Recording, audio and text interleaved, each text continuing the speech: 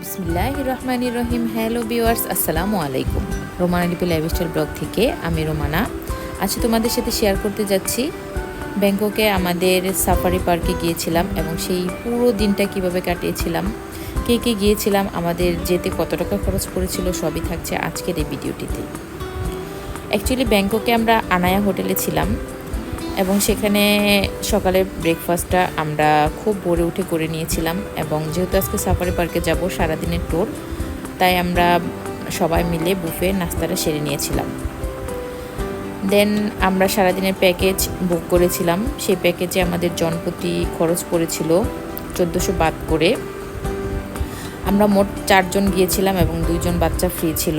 আমাদের জনপ্রতি 1400 বাদ করেই খরচ পড়েছিল। তো দেখতেই পারছো তারেক ভাইয়ের ফ্যামিলি এবং আমাদের ফ্যামিলি অলরেডি আমরা পৌঁছে গিয়েছি সাফারি পার্কে। সাফারি পার্কে আমরা পুরোটা গাড়ি করেই দেখব। প্রথমে আমাদের জেব্রা চোখে পড়েছে, তারপর কিছু দূর যাওয়ার পরে আমরা অসংখ্য বার্ড দেখতে পেয়েছিলাম। এই বার্ডগুলো দেখতেই পাচ্ছ, ঠোঁটগুলো অনেক সরু ছিল এবং বিশাল বড় বড় বার্ড। তারপর দূর থেকে চোখ পড়লো বিশাল বড় জিরাফ এবং এই জিরাফগুলোকে খাওয়ানোর জন্য পেমেন্ট করতে হয়। মুক্ত পরিবেশে জীবজন্তুগুলো বিচরণ করতেছিল এবং আমরা এগুলো গাড়িতে বসে অবলোকন করতেছিলাম। রুফায়দা ও সাইফান খুবই এনজয় করতেছিল। আমরা দূর থেকে গন্ডারটাও দেখতে পেয়েছিলাম। এখন আমরা যাচ্ছি সিংহ মামাকে দেখব।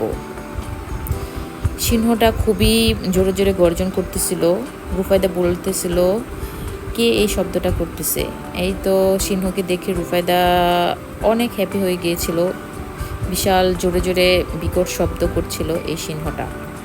তারপর এখন আমরা দেখব রয়্যাল বেঙ্গল টাইগারকে এবং ওনারা সেফটির ব্যাপারের জন্য গ্লাস খুলতে দেয় না এবং আগে থেকে অ্যালার্ট দেয় যাতে গ্লাস না খুলে, বিশেষ করে যখন বাঘের কাছে যাওয়া হয়। আমরা এখানে সবাই দেখতে পাচ্ছি কিভাবে খোলা জায়গায় বাঘ বিচরণ করছে। অ্যাকচুয়ালি এই দৃশ্যটা খুবই ভালো লাগে যখন দেখি জীবজন্তুগুলো স্বাধীনভাবে চলাফেরা করতে পারে। তারপর আমাদের চোখে পড়লো কিছু দূর যাওয়ার পরেই হরিণগুলো, অসংখ্য হরিণ ছিল এইখানে। আমরা সাফারি পার্কে পুরোটা দেখে শেষ করে ফেলেছি। এখন আমরা চলে যাব মেরিন পার্কে। মেরিন পার্কে গাড়ি দিয়ে যাব না, এই সাইডটা আমরা হেঁটেই পুরোটা দেখব। আর মেরিন পার্কে অনেকগুলো শো থাকে, শোগুলো টাইম দেওয়া থাকে। যেহেতু আমাদের একটু লেট হয়ে গিয়েছে, আমরা 2টা শো মিস করেছি। এখানে 7টা শো হয়ে থাকে। সবচেয়ে ভালো লেগেছিল আমার কাছে ডলফিন শো, এছাড়াও monkey show, elephant show, sea lion show, the cowboy show, এরকম করে 7টা শো এখানে হয়ে থাকে এবং টাইম দেওয়া থাকে। এই তো টাইম শিডিউলগুলো এখানে দেওয়া হয়েছে। আমাদের টিকিটগুলো চেক করা হচ্ছে এবং আমরা প্রবেশ করতেছি মেরিন পার্কে। বাচ্চা থেকে বড় সবাই এই পার্কে গেলে আনন্দ করতে পারবে। সেখানে যে আমাদের অনেক স্কুলের বাচ্চাদের সাথে দেখা হয়েছে, যেগুলো টিচাররা নিয়ে এসেছে শোগুলো দেখানোর জন্য। সাফারি ওয়ার্ল্ডের বাচ্চারা খুবই এনজয় করতেছিল এই শোগুলো দেখে। মেরিন পার্কে প্রবেশের সময় এরকম অনেকগুলি স্টল আমাদের চোখে পড়েছিল এবং এই স্টল থেকে অনেকেই অনেক কিছু নিচ্ছে। কিন্তু রুফায়দা প্রথমে যে এরকম একটা সারপ্রাইজ পেয়েছিল, এখানে এটা শোটা খেলতে ওর 30 বাত খরচ পড়েছিল। তারপর প্রথমে আমাদের চোখে পড়েছিল ম্যাকাও পাখিগুলো। এই পাখিগুলো অনেক সুন্দর করে ডাকতেছিল। আমরা কিছুক্ষণ দাঁড়িয়ে এই ম্যাকাও পাখির ডাকার শব্দগুলো শুনতেছিলাম। সাইফান ও রুফায়দা 2 জন একত্রে বসে কিছুক্ষণ মজা করতেছিল। ওরাও এই পাখিগুলো দেখে অনেক হ্যাপি ফিল করতেছিল। এই তো দেখতেই পাচ্ছ অলরেডি অনেক মানুষ চলে এসেছে এবং আমরা প্রথমে যাব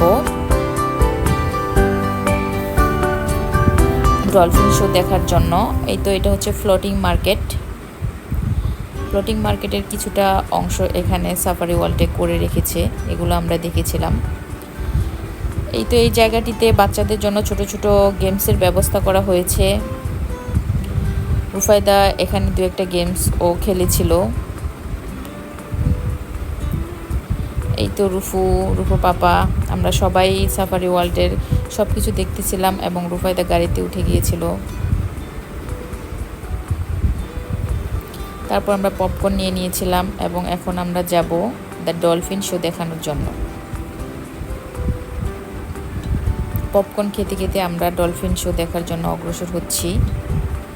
অনেক মানুষ ছিল ডলফিন শো দেখার জন্য। অ্যাকচুয়ালি আমি শুনেছি যে ডলফিন শো অনেক সুন্দর হয়, টিভিতে দেখেছি, কিন্তু যখন বাস্তবে দেখলাম মনে হলো না, আসলেই বাচ্চা থেকে বড় এই শোটা দেখে অনেক এনজয় করতে পারবে।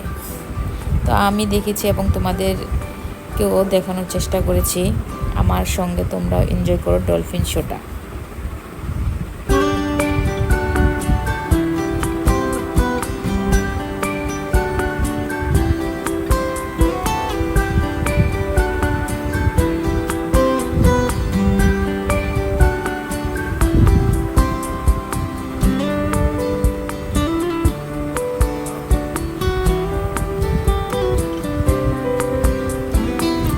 পুরো শোটা দেখে আমার কাছে খুবই ভালো লেগেছিল। ডলফিনগুলো কি সুন্দর করে শো দেখায়, খুবই মনোমুগ্ধকর ছিল এই ডলফিন শোটা। আমার মনে হয় সবারই ভালো লাগবে।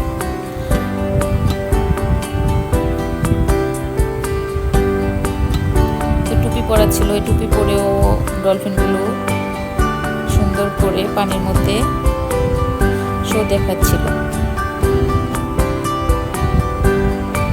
যেহেতু শোগুলো আমার কাছে খুব ভালো লেগেছে তাই তোমাদের সাথে শেয়ার করলাম। তোমরা অবশ্যই কমেন্টস করে জানাবে তোমাদের কেমন লেগেছে।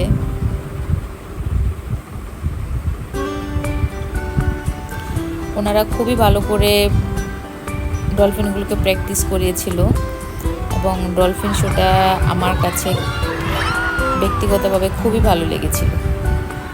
জলের মধ্যে টাচ করার এই দৃশ্যটা খুবই মনোমুগ্ধকর ছিল।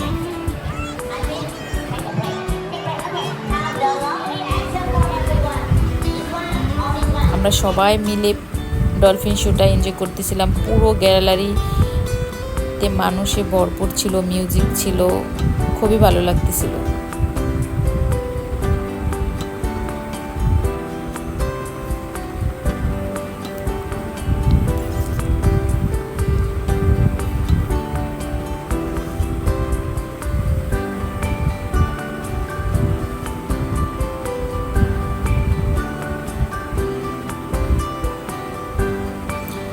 এই তো আমরা ডলফিন শো দেখা শেষ করে ফেলেছি। তারপর দেখতেই পাচ্ছ এখানে ছোট বাঘকে ফিটারের সাহায্যে মিল্ক খাওয়ানো হচ্ছে, এখানেও পেমেন্ট করতে হয়। তারপর আমরা চলে যাচ্ছি সি লায়ন শো দেখার জন্য। এই সি লায়ন শোটাও আমার কাছে খুবই ভালো লেগেছিল।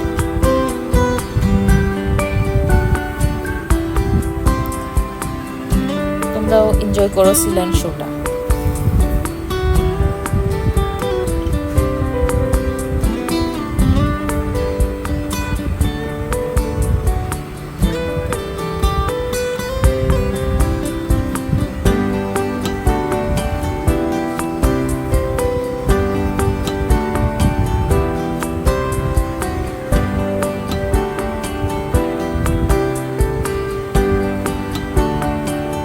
অ্যাকচুয়ালি ওনারা জীবজন্তুকে কিভাবে প্রশিক্ষণ দিয়ে এই শোগুলো করার জন্য প্রিপেয়ার করেছে, এগুলো না দেখলে অ্যাকচুয়ালি বিশ্বাস করা যায় না।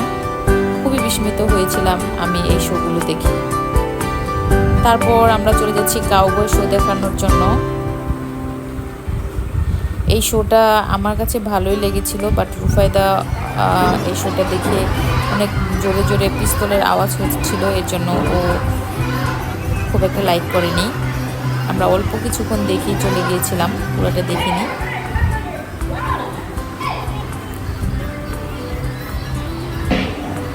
জোরে জোরে শব্দ হচ্ছিল, এটা পুরো মুভি কিংবা নাটকের মতোই লাগছিল।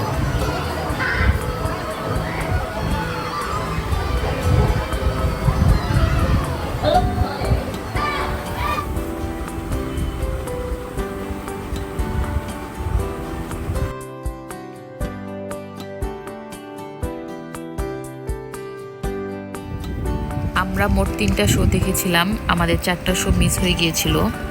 তোমরা যারা সাফারিতে যাবে অবশ্যই আগেই চলে যাবে যাতে কোনো শো মিস না হয়। আমার আমার ভিডিও কেমন লেগেছে অবশ্যই আমাকে জানাবে। সবাই ভালো থাকবে। আসসালামু আলাইকুম।